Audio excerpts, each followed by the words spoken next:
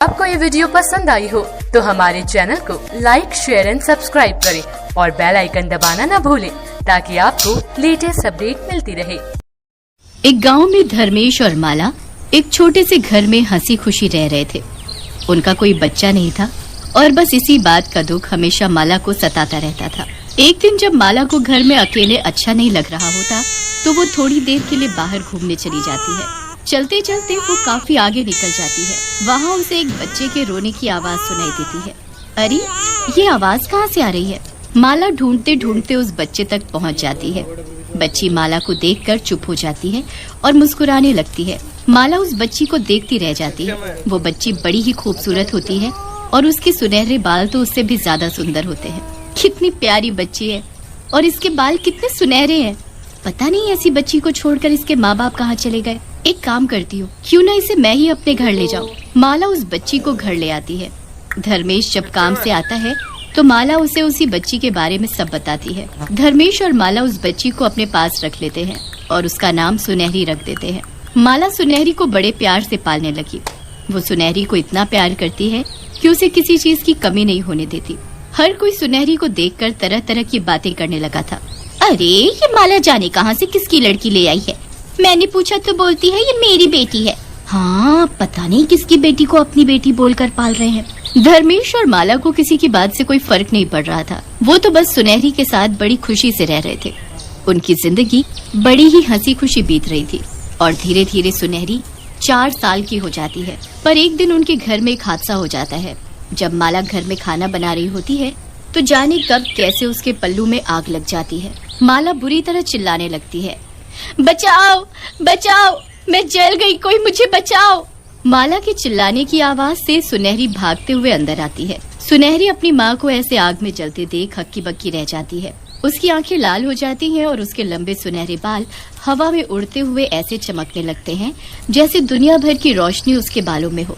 सुनहरी का रूप बदलने लगता है, पर इतने में पीछे से धर्मेश आता है और सुनहरी को एक तरफ धक्का देकर माला के ऊपर पानी डालता है। आग बुझ जाती है और सब ठीक हो जाता है। सुनहरी भी वापस ठीक हो जाती है। पर जो माला और धर्मेश ने उस दिन देखा होता है वो बहुत घबरा जाते हैं। रात को दोनों इस बारे में बात कर रहे होते हैं। आज मुझे समझ आया कि सुनहरी आग को देखकर अजीब क्यों होती है।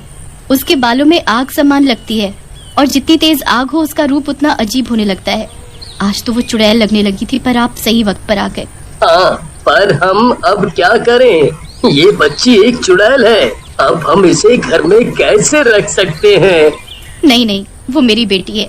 मैं उसे अपने से अलग नहीं करूंगी और उसने आज तक कभी कुछ ऐसा नहीं किया। आज भी उसने मेरी जान बचाई है। वो दूसरी चुड़ैलों जैसी नहीं है। हम उसे कहीं नहीं छोड़ेंगे।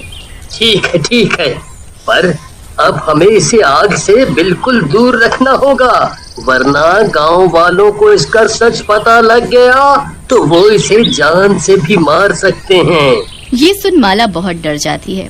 उसके बाद वो सुनहरी को हमेशा आग से दूर रखती है। लोगों को सुनहरी उसके बालों और थोड़े अलग बर्ताव की वजह से पहले ही खटकती है और अब जब से माला उसका सच छुपाने के लिए उसे सबसे दूर रखने लगती है तब से लोगों को और अजीब लगने लगता है। ऐसे ही सालों बीत जाते हैं।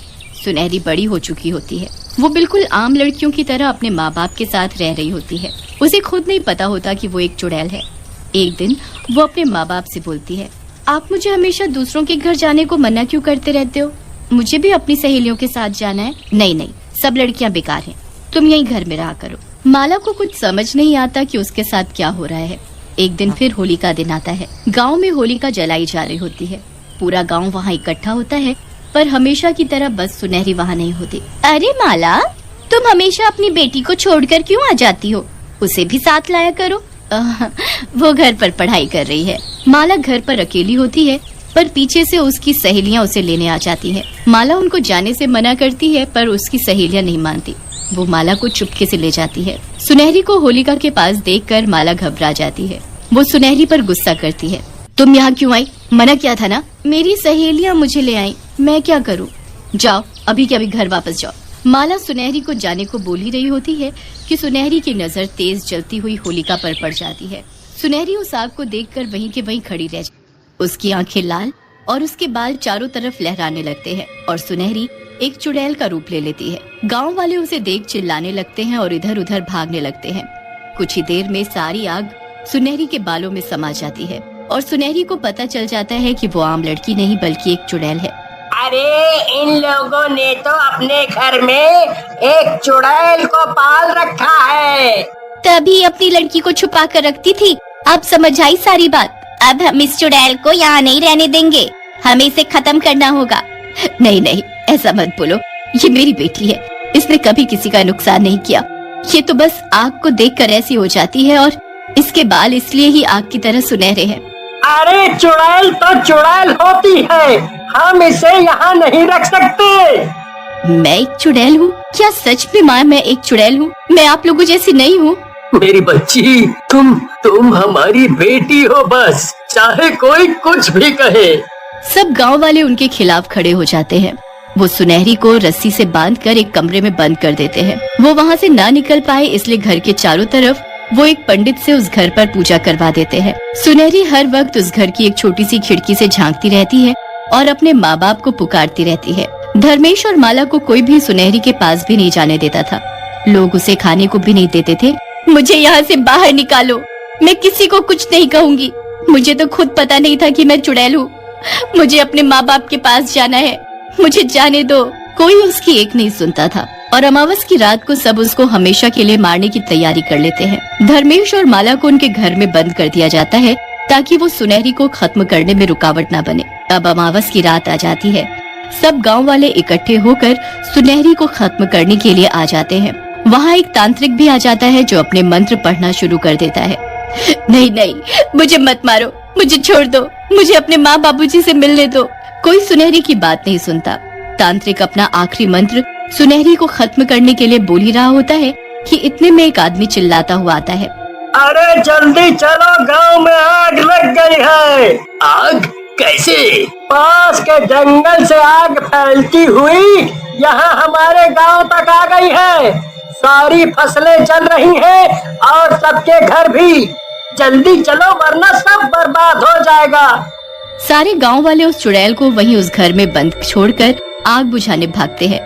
मुझे बाहर निकालो, इस आग को मैं ही बुझा सकती हूँ और कोई नहीं। कोई उसकी बात नहीं सुनता। बस सब लोग पानी ला ला कर आग बुझाने की कोशिश में लग जाते हैं। आग पूरे गांव में फैल जाती है।